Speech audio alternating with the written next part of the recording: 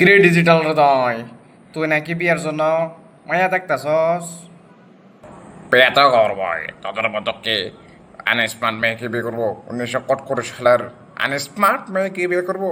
আমি বিয়ে করবো স্মার্ট মেয়েকে। ডিজিটাল বুঝো, ডিজিটাল ডিজিটালি স্মার্ট মেয়েরে আমি বিয়ে করবো, তুমি দেখো। ওকে, ঠিক আছে, আমিও দেখবো তুই ক্যাঙ্কা কইরা ডিজিটাল মাইয়া বিয়া করস। দেখি তুই কি করতে পারস। আরে ঘটক সাহেব, আমি তো আপনাকেই খুঁজতেছি। কোথায় ছিলেন এতদিন আপনি? আমাকে খুঁজছ কেন? বালাই বালাই বলো, তুমি আমার আবার কিসের জন্য খুঁজতেছ? কথা হয় একবার তো তোমার আমি অনেকগুলো পাত্রী দেখাইছি, একটা পাত্রেও তুমি পছন্দ করলে না, আবার কিসের জন্য আমাকে ডাকছ? তুমি মিয়া এমন ডিজিটাল হয়েছ, মানে অতিরিক্ত ডিজিটাল। এই ডিজিটালে লাগিয়া তোমার কপালে হয়তো পাত্রী আর জুটতে নাও পারে। শেষবারের মতন আর একটা পাত্রী দেখান, আর একটা দেখাইলে আমার পছন্দ হবে। এবার যদি পছন্দ না হয় তাহলে মনে করেন আপনাকে সব টাকা আমি এই পরিশোধ করে দিব, আর আপনাকে আর ডাকবো না। এবারের মতন এক ঠামাইয়া দেখান, আমার পছন্দ হবেই হবে। ঠিক আছে, এত ঘরে যখন খইতাছ তোমার তো আর না দেওয়া পারি না, তুমি তো আবার নাচর বান্দা। এমন ডিজিটাল হয়েছে ওটা, তোমার বিয়া করানোর একদম মুশকিল হয়ে গেছে। আচ্ছা ঠিক আছে, সমস্যা নাই, আমার কাছে কিছু ওই নিউ কালেকশন আছে, হ্যাঁ দেখে তোমার কিছু দেখাইতেছি। দেখ, যে একটা ছবি দিছি, এটা কি তোমার পছন্দ হয় কিনা? এইটা যদি পছন্দ না হয় তাহলে বাবা আমি আর পারবো না। এটা এমন একটা ছবি দিছি তোমার, একদম মনে করো রাশ্মিকা মান্দা ফেল। যদি রাশ্মিকা মান্দার মতন মেয়েও যদি পছন্দ না করো তাহলে বাবা আমার পেছন ছাইড়া দাও, আমি আর তোমাকে আর বিয়া করানো আমার কাছে সম্ভব না। ঠিক আছে ঘটক সাহেব, সমস্যা নাই, যেটা দেখাইছেন এটা চলবে। তো আপনি সব কিছু ফাইনাল করেন, আর আমরা দেখতে যাব। সমস্যা নাই, সব কিছু ঠিকঠাক করেন। ঠিক আছে, সমস্যা নাই, সামনে শুক্রবার মেয়ের বাবাকে আর ভাইকে নিয়ে আমি আসবো, সমস্যা নাই। তো তুমি সব কিছু গুছাইয়া রাখো। আর এবার যাতে এরকম না হয়, যে এবার মনে করো তোমার বিয়া ভাঙ্গা জায়গা, তাইলে কিন্তু তোমার বিয়ার হাল আমি একদম ছাইড়ে দেবো, আমি আর পারবো না, তুমি অন্য ঘটক দেখবো। ঠিক আছে, সমস্যা নাই, তুমি তাহাও আমি যাই এখন।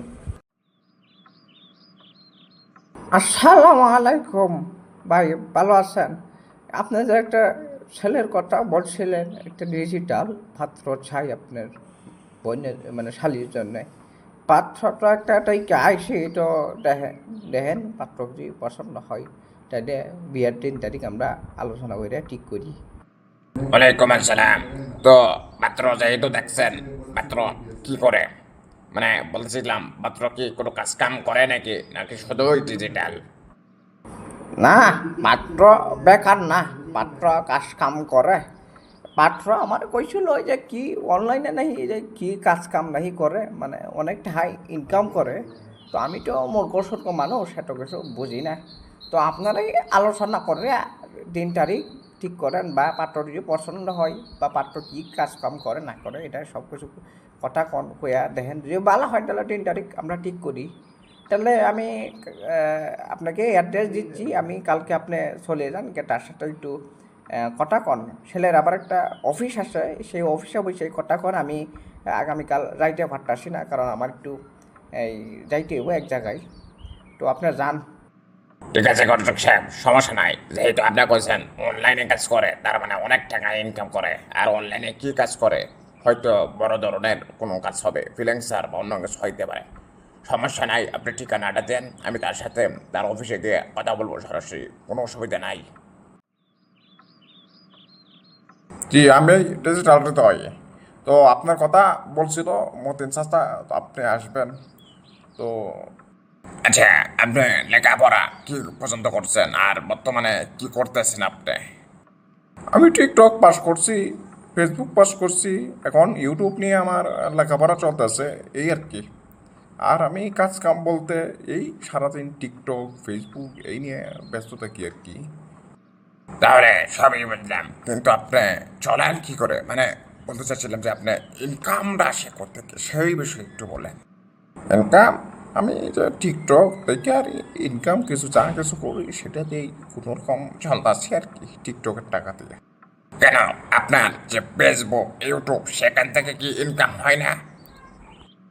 আসলে আসলে আপনাকে নিয়ে আমার 11 জন সাবস্ক্রাইবার পূরণ হইব আর কি। যদি আপনি আমার ইউটিউব চ্যানেলটা সাবস্ক্রাইব করেন তাহলে 11 জন হবে। আর ফেসবুকে যে ফলোয়ার, ফেসবুকটা যদি ফলো করেন তাহলে 38-এ পা দিবে আর কি, এই আর কি। মানে টিকটক থেকেই শুধু ইনকাম হচ্ছে, এমনি সমস্যা নাই। মানে এমনি আমার এই যে বিভিন্ন জায়গায় যাই, গিয়ে ফিতা কাটি, শোরুম উদ্বোধন করি, এইটি আমার অনেকটা আছে। আসলে আমিও এরকম পাত্রই করছিলাম, মানে আমার শালির জন্য আর কি। মানে যে সে খালি ফিতা কাটবে, সরমত প্রদান করবে সাকিব আল হাসানের মতন। তো আপনাকে আমার অনেক ভালো লাগছে। আগামী শুক্রবার আমার শালির সাথে আপনার বিয়ার দিনদার ঠিক করিব। তো এটাই ফাইনাল। ওকে ব্রো, ভালো থাকেন। সমস্যা কি তোমার? তোমাকে কতদিন ধরে বলছি এসএসআর কার্ড লাগবে, তুমি এখন পর্যন্ত কোনো এসএসআর কার্ডের ব্যবস্থা করতে পারলা না। আগামীকালকের ভিতর তুমি এসএসআর কার্ড ব্যবস্থা না করতে পারো, আমি তো বাবার বাড়ি চলে যাবো বললাম। এটাই আমার লাস্ট কথা। তুমি কি করবা সিদ্ধান্ত এখন তোমার। আরে বাবা, এত রাগ করা কি আছে? আমাদের তো একটা খাড়ের কার্ড আছে, সেটা কি চলে না? আবার এই কার্ড দিয়ে তুমি আবার এসএসআর কার্ড কেন চাচ্ছ? বললাম না কিছু, মানে বিয়া করাটাই আমার ভুল তো। কি বললা তুমি? তোমার বিয়ে করা বল? হ্যাঁ, তুমি এটা কি বললা? আমি আজই চলে যাবো আমার বাপের বাড়ি, তুমি থাকো তোমার সংসার নিয়ে। আমি এই যে এখন গেলাম। বন্ধু, যেটা লাগে তোর ডাকছিলাম আর কি, মনে কর ডিজিটাল করতে করতে তো বিয়া অবশেষে করলাম। কিন্তু কি করবো, তোর ভাবি তো ওই যে অনেকদিন ধরে আমার কাছে একটা এসএসআর কার্ড চাইছিল, তো এখন পর্যন্ত আমি কার্ড আইনে দিতে পারি নাই। যার কারণে আজকে তোর ভাবি রাগারাগি কইরা বাপের বাড়ি চলে গেছে। সকালে কিছু খাই নাই, যে এখন মানে বাহিরে সারি খাইলাম। তো এমনি আর কয়েকদিন চলবো এখন। তুই একটা কিছু ব্যবস্থা করবো, এটার সমাধান তো লাগবো। ঠিক আছে, সমস্যা নাই। তো যেহেতু বিপদে পড়ছস, তোর বিপদের সময় তো দাঁড়াইতে হয়। তো তুই এক কাজ করিস, আমি যেই দোকানে কাজ করি এসএসের, সেই দোকানে তো ওই বিকালে চলে আসিস। এখানে এসএসের কাঠ, আলনা দোলনা যা যা লাগে সব কিছুই পাবি। তুই এখানে গিয়ে আমার নাম বলিস, আমার নাম বললে সমস্যা নাই, তোরে কিছু ডিসকাউন্ট দেবো, অসুবিধা নাই। তুই এখান থেকে গিয়ে একটা কাঠ নিয়ে আসিস, এসএসের ভালো ভালো কাঠ আমি নিজেই বানাইছি, যেহেতু আমি এসএসের কাজ করি। হ্যাঁ, তো তুই আসিস বিকালে, এসে একটা কাঠ নিয়ে যাইস। ধন্যবাদ বন্ধু, তুমি আমার অনেক উপকার করলা।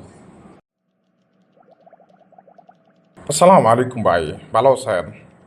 আমার একটা এসএসআর কার্ডের দরকার ছিল, তো আপনার কাছে তো এই যে বাইরে দেখে আসলাম, ভালো ভালো কার্ডের ডিজাইন আছে।